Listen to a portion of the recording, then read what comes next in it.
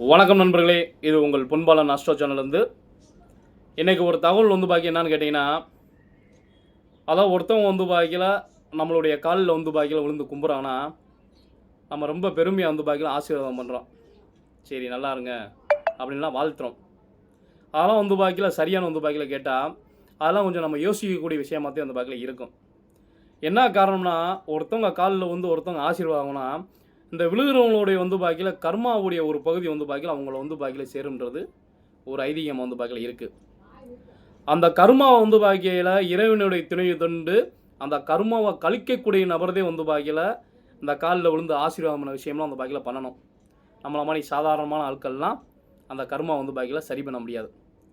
சில பேர் வந்து பாக்கியில் ஒரு மயக்கத்தில் இருப்பாங்க.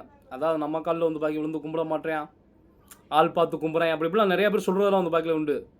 அதெல்லாம் வந்து பாக்கியில் வேணாம். அதெல்லாம் வந்து பாக்கியில் அப்படி நம்ம யாரையும் வந்து பாக்கி ஆசீர்வாதம் அப்படி நினச்சிக்கிட்டே இருந்தீங்கன்னா, நமக்கு பெருவாரியான துன்பங்கள் வந்து பாக்கியில் சேருன்றது நம்மளுடைய சாஸ்திரங்கள் வந்து பாக்கியில் சொல்ல வருது.